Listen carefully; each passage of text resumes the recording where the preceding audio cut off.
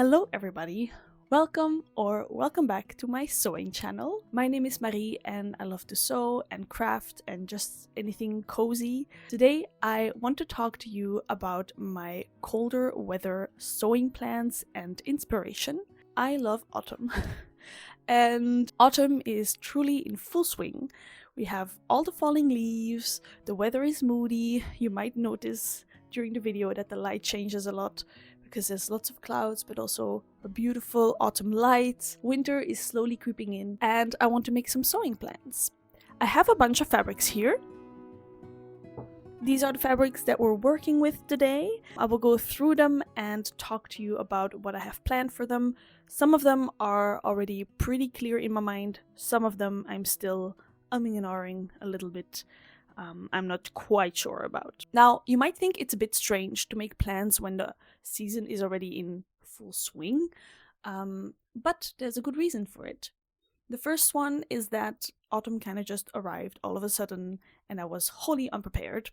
So that's the first one.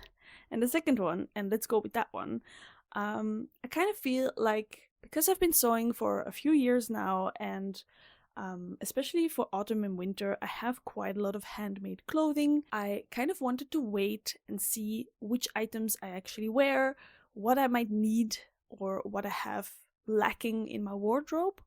So I kind of just wanted to wait a bit, see what I needed, and then make my sewing plans. On top of that, I wanted to really start using the fabrics that I have in my stash. I have quite a lot of fabrics. I have some fabrics that I've had for years. And I love all of these, so why not use them? That means that I have been trying to stay away from all the beautiful fabrics online. The sewing shops that I follow have been really strong, just so that I can really go through the fabrics that I have and wear those. Maybe before we start, what I'm wearing today, I am wearing a Sienna Sweatshirt from Sycamore Road Patterns. It's a very nice cozy sweatshirt, very oversized, and it's in a creamy sweatshirting from Mind the Maker, I think. And then I'm wearing my little knitted scarf that I made. You might have seen that in last video actually. I wasn't sure if I would actually wear it, and I have been wearing it so much, especially now with the weather being cooler but not so cool that I need like a full-on scarf. And then I'm wearing dungarees underneath with a long sleeve top as well, just because I am quite cold. Anyway, let's move on. I made a little list here so I can talk to you through all of the projects. Let's start with project number 1. The first project is a project for my mum. It's already all cut out, so I just have to start sewing, which is delightful. And it's been cut out for quite a long time already, and I just haven't gotten around to it. This is a sweater. It's the Elaine sweater by Fibre. This fabric is secondhand. I found it at a secondhand shop. It's kind of a mystery fabric, has lots of polyester, I think. And I made myself a sweater out of this fabric as well during the summer, and I've been wearing it so much. My mom asked if I could make her a sweater in the same fabric. Luckily, I have a lot of fabric and I could. So this is the Elaine sweater. It's the first time I make it, so it's kind of like a wearable toile for my mom. I love making things for my mom. She always knits me things, which is so generous, and she's a fabulous knitter.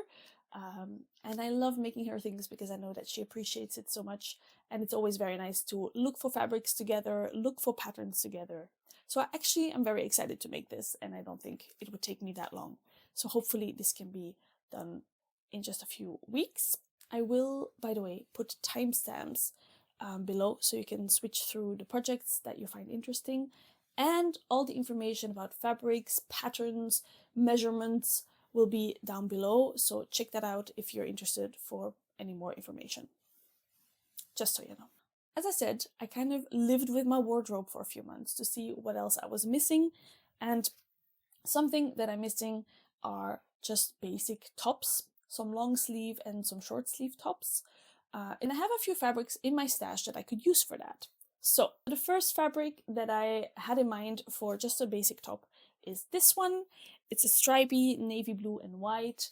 The weight of this fabric is a little bit heavier than your standard t-shirt fabric, so I think it will be great for making like a nice layering piece.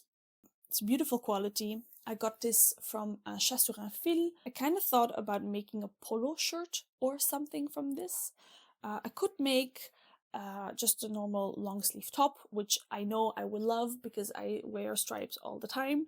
But something about this fabric made me think about making like a little polo style top. So I have 3 patterns that I'm kind of thinking for this fabric. The first one is the Pipa Polo from Juliana Martege. Then there's a Bow Polo from Made for Mermaids. And lastly, the Carly dress and top from Sew Over It. 3, I think, great polo patterns. I would just have to find matching ribbing, I think, or contrasting ribbing to make the polo collar and the placket. We'll see, but I think that might be nice. The second fabric that I have for just a basic top, you can't get more basic than this. It's a black t-shirt fabric. Crazy! I will probably use the Basic Instinct tee that I've already used for 2 or 3 other t-shirts that I've made in the past. I just really love how the shoulder hits on that one. So I think this might just be a quick sew and something that I just really need and will wear all the time. I've had this fabric in a few different colors in the past. It holds up beautifully. It's a really nice soft quality. And with the leftovers, I tend to make underpants because it's so comfortable and so durable. So I might do the same this time. Moving on to fabric that I'm very excited for, and that's this one. This is from Mind the Maker. It's called the Organic Leaf Jacquard, I think. It's a stretchy fabric with quite a lot of weight to it and a beautiful drape. I am not fully sure about this because I could just turn this into a very basic t-shirt, long sleeved, perfect for layering and easy to wear with everything in my wardrobe. So that's one option, and as I've stated, it's definitely something that I might need. On the other hand, I have quite a lot of fabric of this, and I was thinking of maybe making a dress from it. I looked on Threadloop for some inspiration, and I found a few patterns that might work for this. First of all, the Kashi tee or dress by Itch to Stitch. Then the Holly dress or jumper by Sew Over It. I also thought maybe the Drew dress by Friday Pattern Company. That might be super cool.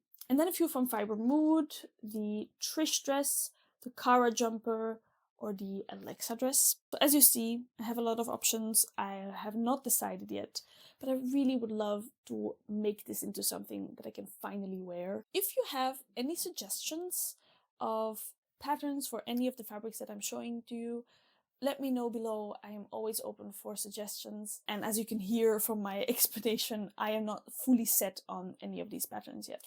All right, 2 more items. The first one is a little bit of a wild card, and it's this. The remnants of an old waterproof jacket from my boyfriend. I made him a chalk bag from old climbing pants that he wasn't wearing anymore. And doing that really inspired me of turning more of old clothing into something else, especially for some reason when it comes to like outerwear fabrics or like technical fabrics like climbing pants, because they have lots of cool details that you can reuse then in the new thing that you're making. For example, with the chalk bag, I reused the pocket as a pocket on the chalk bag. I reused the zippers, things like that, and I really enjoy doing that. It kind of makes happy things happen in my brain. And so when he was getting rid of his old jacket that was falling apart, I decided to cut it all up and keep some of the items or pieces that I could possibly reuse. And there's quite a lot here. There's also some pockets, some mesh, some zippers, some elastic. And I was thinking of making some kind of satchel from it, maybe like a sling bag. I don't know yet. I don't have a whole lot of fabric here, but I think it's definitely enough to make something nice. I think this will be another great creative project. And then last but not least, I kind of already mentioned it in my last video, I would love to make a coat. I have this gorgeous wool fabric. It's very hard to show you the color. It's kind of like an aubergine base with brown, even some copper tones in it, some blues, some purples, some chocolates. I've had this, I think, for 5 years, and I haven't made anything out of this. But I've decided this year is the year that I'm starting my coat. I don't even have to finish it this year. I just want to get started on it. So I went and looked for some pattern inspiration, and I've settled on 2 options.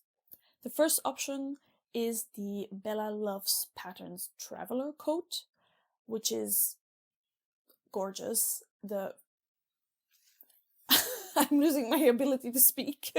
It's just such a beautiful pattern. I've seen beautiful versions from people that have made it. I've also seen reviews from the pattern that are extremely positive, even though people also seem to warn you that it's a long make, which is totally expected. So that would be my first option, and I really hope that I have enough fabric to make that coat. If I can't fit all of it in this fabric that I have, I might either shorten it or use a different pattern. I was thinking about the Adria jacket by Fibre. It's a pattern that I already have, and that's more like a cropped, double-breasted jacket. It has similar design details, it's just a little bit different. So I will have to see how much fabric I have and how much fabric the pattern actually needs. So yeah, this is my big project for this winter. I cannot wait, but at the same time, I'm very nervous to start on it. There's lots of steps. It's lots of techniques that I'm not used to practice. I already ordered some interfacing, and the people at the fabric shop were super helpful in recommending the correct interfacing. My boyfriend, who does woodworking, is making me a clapper so I can press my seams beautifully. So I'm putting everything in place to really be able to make this right. I'm trying to reduce the scariness of this project. But yeah, this fabric, I cannot wait to have this as a coat.